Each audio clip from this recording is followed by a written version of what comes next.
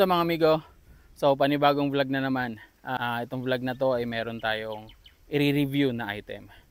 Isang product na tingin ko sa panahon ngayon ay kailangan natin.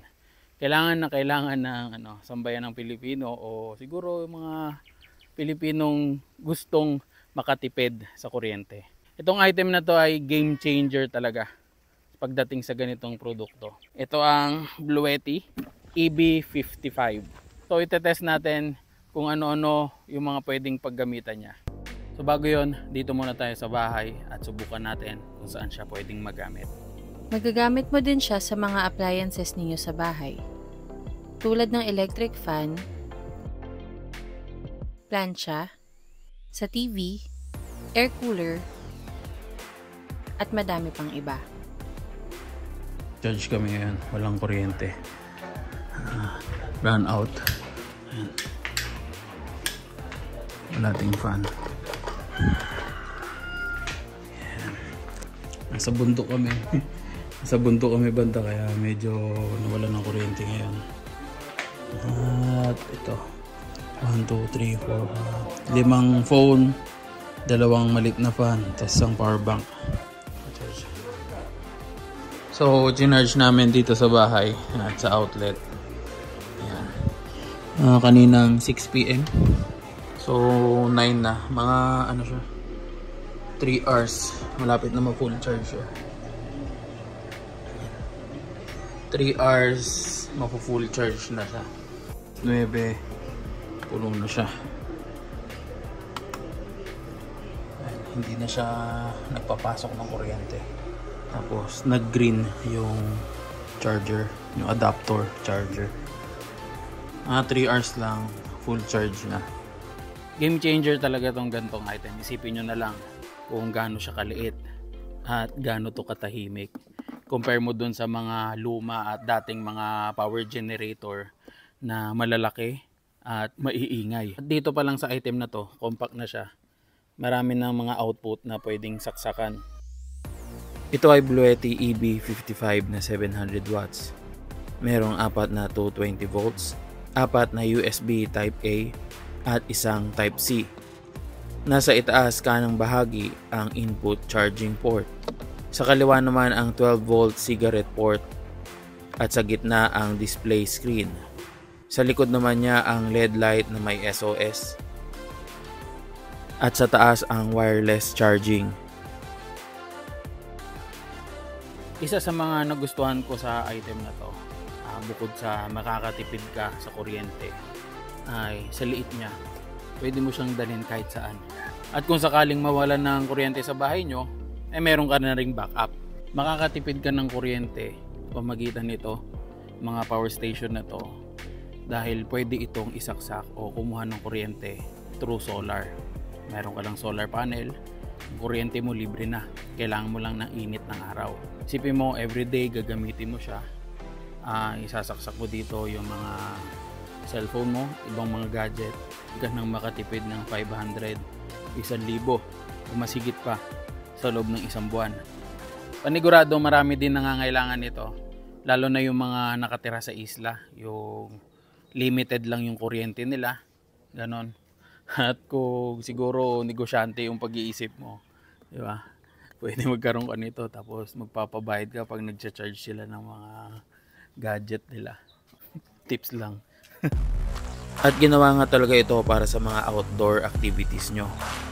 Kung meron simpleng weekend travel, tamang picnic o camping, yung meron mga biyahe na ilang araw nasa kalsada at kailangan mag-charge ng mga gadget or mga appliances nila.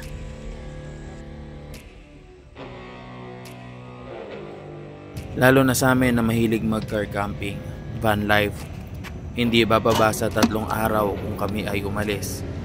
Kaya malaking tulong ito sa mga biyahe namin. Hindi na kami mag-aalala na malobat ang aming mga cellphone, laptop at electric fan. Lalo na nung nag-Philippine Loop kami, isa ito sa mga kulang na lang namin. Dahil sa sasakyan lang kami nakatira, iba't ibang probinsya ang napupuntahan at minsan napapadpad sa mga liblib na lugar.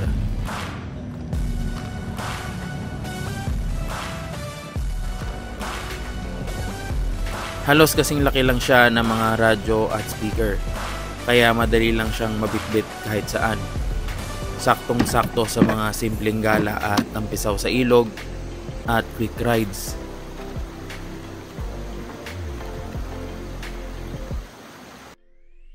At kahit simpleng tambay lang kung saan-saan. Isa ito sa mga hilig ko, tumambay lang sa gilid ng kalsada, tumulala o makipagkwentuhan sa tropa. Kaya ito ang isang item na matagal ko na ding gustong magkaroon.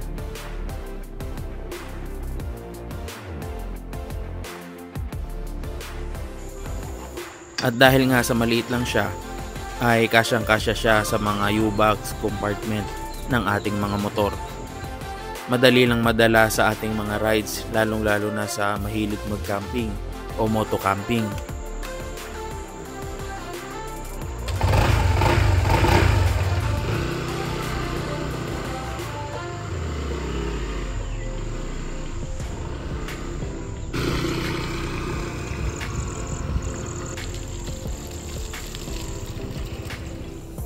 At saan ba siya pwede i-charge? Pwede itong makakuha ng kuryente mula sa cigarette port ng ating mga sasakyan. Sa mga wall outlet ng ating mga bahay. At ang pinaka-the best sa lahat ay mula sa solar panel.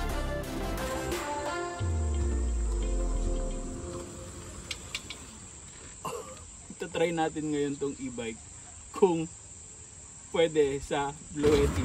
Oy, wait. So, ito yung charging niya. Kasi yung try natin, buksan natin. So, malalaman naman natin kung ilang power yung i-release niya. May kita dito kung ilan yung nababawas. Ito ang kanyang power saksakan. Ano ba tawag doon? Charger. Stop natin. Walang daya.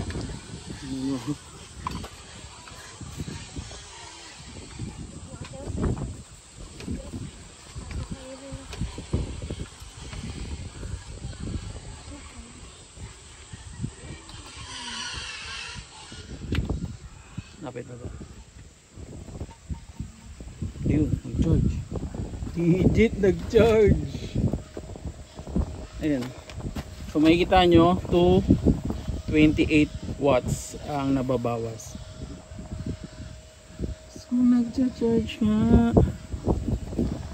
Ayun, umiilaw din yung charger. So ilalapit ko yung camera. Maririnig nyo. Ayan, tumitunog siya. Tumutunog siya. Legit na nag-charge talaga. Kailangan lang naka-off daw yung kaya hindi natin makita dito sa panel kung nagcha-charge talaga siya. Yung bar ng battery life hindi kita. So pwede ka na makalayo-layo, di ba? Meron ka nito sa Metro Manila, gusto mo natatakot kang pumunta ng Tagaytay, bili ka ng Bluetti pang dagdag power. Ayos, no? Kung di ko sure kung ilang kilometers ang kayang itakbo nitong e-bike. So, may additional power ka. ito yung power bank na malaki na kailangan mo. Ngayon, lahat sa panahon ngayon, lahat electric na halos. Yung motor, single two-wheel na motor, electric din meron. Ngayon e-bike, ito three-wheeler. So, nagcha-charge siya sa e-bike. Pwede ito. Gusto mo makalayo-layo, dagdag power. Ayos. So yun, siguro na ipakita ko kung gaano kasulit ang produkto nito, itong power station na ito. Siguro sa iba magiging essential to kasi hindi pwede mawalan ng power supply. Kaya ayun, hanggang dito lang siguro tong vlog na to. See you sa next video. Salamat mga amigo.